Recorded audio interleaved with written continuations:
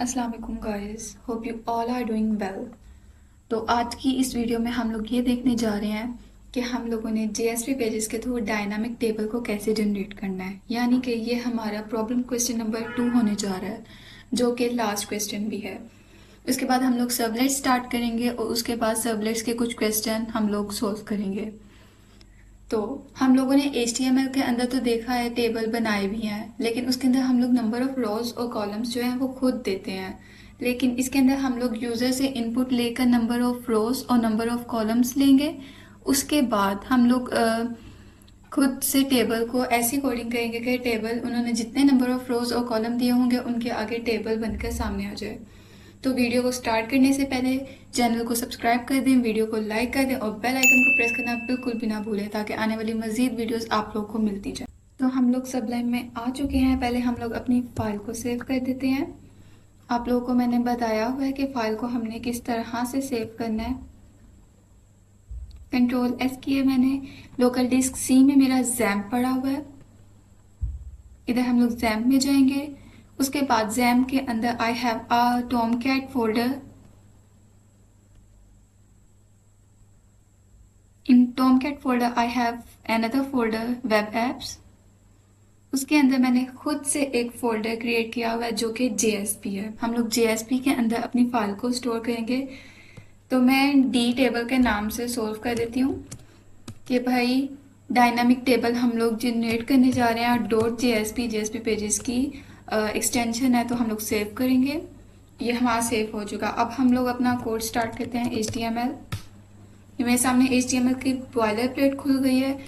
Dynamic table हम लोग अपने टाइटल रख लेते हैं और इसको सेव कर लेते हैं। अब मेन पार्ट हम लोग पहले एक हेडिंग दे देते हैं, H1 dynamic table generation. Ctrl+S कहूँगी। यहाँ पर मैंने अपना XAMPP भी खोल लिया हुआ है। टॉमकैट को मैंने स्टार्ट कर दिया हुआ है। तो हम लोग क्रोम में भी अपना पेज खोल लेते हैं। मैंने आप लोगों को बताया हुआ है हमने क्रोम में आकर जेएसपी पेज को कैसे रिट्रीव करना है। एक दफ़ा फिर से मैं आप लोगों को बता देती हूँ। http://localhost:8080 मेरे फोल्डर का नाम JSP है। / और फाइल का नाम हमने अभी रखा है dtable.jsp। एंटर करेंगे तो ये मेरे सामने डायनामिक टेबल जनरेशन ओपन हो गया। ठीक है, तो हम लोग वापस सबलाइन में आ चुके हैं। अब हम लोग अपना नेक्स्ट कोड देख लेते हैं कैसे हमने करना है। पहले हम लोगों ने यूज़र से इनपुट लेना है, तो उसके लिए हम लोग फॉर्म बना लेंगे एक। इधर मैंने एक फॉर्म टैग ले लिया, लेकिन मैंने यूज़र से वैल्यू को गेट करना है, तो इधर मैं मेथड भी लूँगी। Method is equal to get. ठीक है, उसके बाद हम लोग नीचे आएंगे। मैं यहाँ पर लिख लेती हूँ enter the number of rose and column. उसके बाद मैं एक इनपुट टैग ले लेती हूँ जिसकी टाइप हम लोग नंबर लेंगे और नेम मैं इसका साइज ले लेती हूँ। एक हम लोग ब्रेक लाइन टैग यूज़ करेंगे और एक और इनपुट जो हम लोग बटन का यूज़ करेंगे।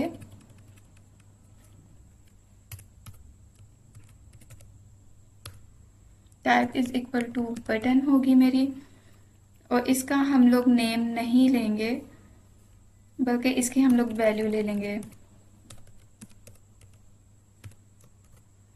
जनरेट टेबल, तो सेव करते हैं। वापस आकर मैं इसे रिफ्रेश करती हूँ तो ये आप लोग के सामने है। तो हमारा फॉर्म बन चुका है। अब हम लोगों ने अपना JSP का कोड लिखना है।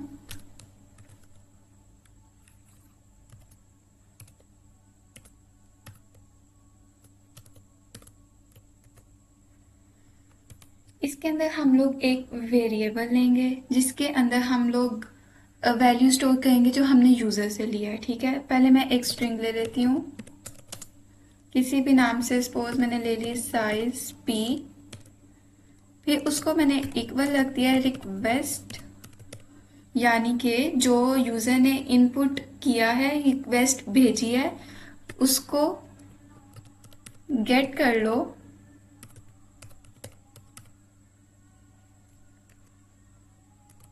और क्या उसका नाम हमने दिया था ऊपर, ये आपके सामने है। इस इनपुट का नाम हमने साइज दिया था, तो हम लोग यहाँ पर साइज लिखेंगे।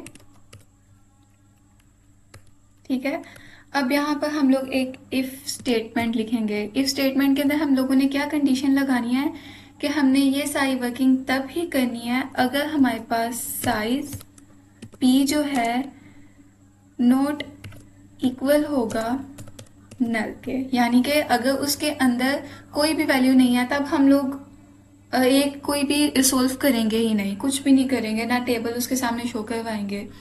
लेकिन अगर उसके अंदर कुछ है तो फिर हम लोग करेंगे।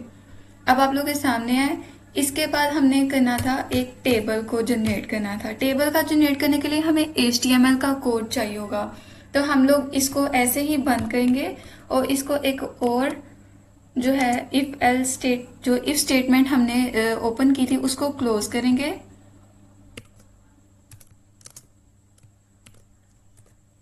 अब आप लोग ये सोचे होंगे कि मैंने क्लोज इसको अलग से ब्रैकेट में क्यों किया है, क्योंकि मुझे इसके अंदर ही एक टेबल को जनरेट करना था जो कि HTML का कोड था।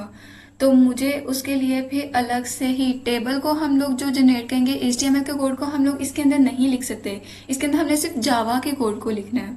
तो इसलिए हम इसके लिए अलग से हमने एक जो जावा स्क्रिप्टलेट है वो यूज़ किया है।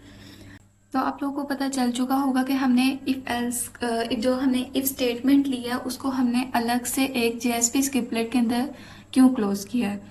फिर उसके बाद हम लोग जो हमने इफ स्टेटमेंट ओपन किया उसके अंदर हम लोग एक वेरिएबल ले लेते हैं साइज के नाम से, इंटीजर टाइप का है। फिर उसके बाद हम लोग क्या कहेंगे, इंटीजर डॉट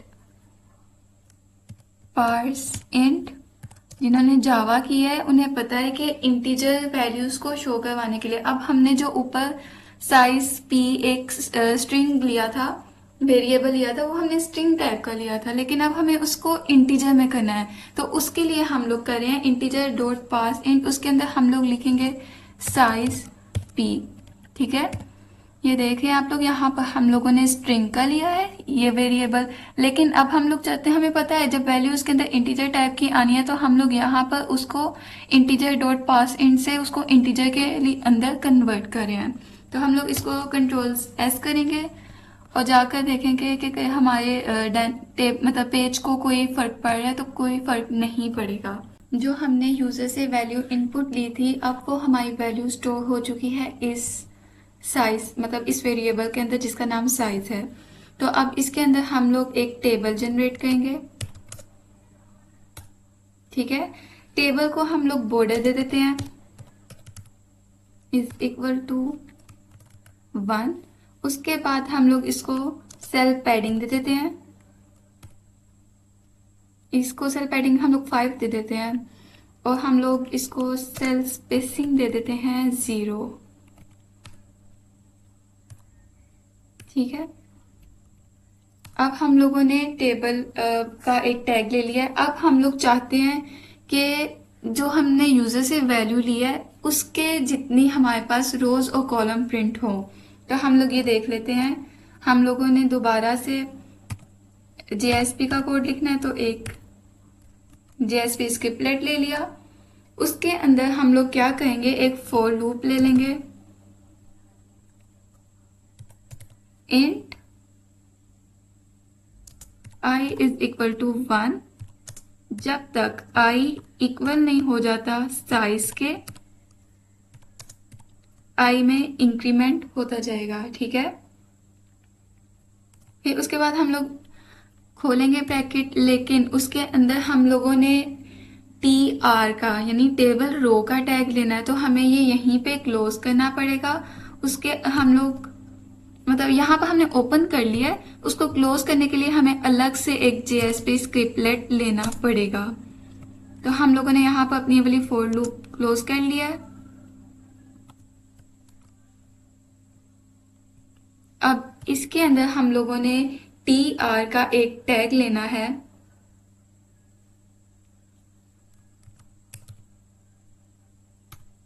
ठीक है, हमने TR का एक टैग ले लिया। अब इस टैग के अंदर मजीद हमने JSP स्क्रिप्टलेट लेना है, जिसके अंदर हमने अपना टेबल डाटा शो करवाना है। ठीक है,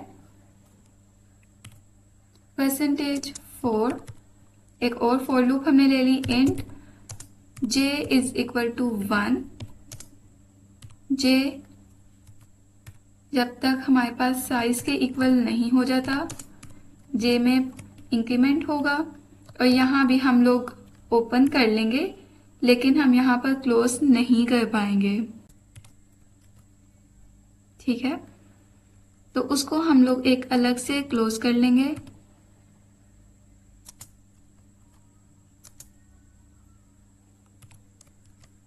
ये हमारे पास क्लोज हो गई। जो फॉर लूप है इसके अंदर हमें एक टैग लेना है TD यानी टेबल डाटा, जो हम ले चुके हैं। इसके अंदर हम लोग चाहते हैं हमारे पास रो शो हो। हम लोग ये इधर जावा JSP एक्सप्रेशन यूज करेंगे, %= साइज, सॉरी आई यहाँ पर यूज करेंगे, क्लोज करेंगे इसको, और कॉलम यूज करेंगे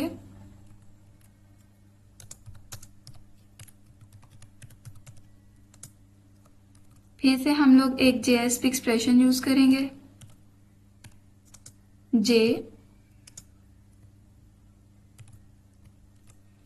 जो हमारी ये वाली फॉर लूप है इसके अंदर नंबर जो आई हमारे पास नंबर ऑफ रोज जो है वो इसके अंदर इस मतलब ये वाली फॉर लूप जो है हमारी नंबर ऑफ रोज को कंट्रोल कर रही है, और ये वाली जो नंबर फॉर लूप है ये हमारी नंबर ऑफ कॉलम्स को कंट्रोल कर रही है। तो यहाँ पर हमने रोज और कॉलम जो है हमने डाटा भी स्टोर कर लिया है। तो हम लोग इसको सेव करते हैं और क्रोम पर जाकर इसको मैं रिफ्रेश कर लेती हूँ, और यहाँ पर मैं नंबर ऑफ रोज और कॉलम दे देती हूँ 4। तो आप लोग देख सकते हैं मेरे सामने नंबर ऑफ कॉलम भी 4 प्रिंट होकर आ गया और नंबर ऑफ रोज भी। और ये जो हमने टेबल डाटा दिया था रो 1 और कॉलम 1, रो 2 कॉलम 1 और रो 2 कॉलम 2, जो ये हमने ये इधर मैं आप लोगों को दिखा देती हूँ। ये जो हमने ये दिया है इसकी वजह से हमें टेबल के अंदर जो हमारा डाटा है वो शो हो रहा है। तो उम्मीद है आप लोगों को ये समझ आ गई होगी। मैं फिर भी आप लोगों को इसका एक छोटा सा ओवरव्यू दे देती हूँ। पहले हमने एक फॉर्म लिया है, उसके अंदर हम लोगों ने 2 इनपुट टाइप के टैग्स लिए हैं। एक हम लोगों ने इनपुट लेनी थी वैल्यू, और दूसरे को हमने एज अ बटन यूज किया है। ठीक है, फिर उसके बाद हम लोगों ने एक JSP स्क्रिप्टलेट यूज किया है, जिसके अंदर हम लोगों ने एक स्ट्रिंग टाइप का एक वेरिएबल ले लिया है, जिसके अंदर वो वैल्यू स्टोर होगी जो हम लोगों ने यूजर से इनपुट करवाई है।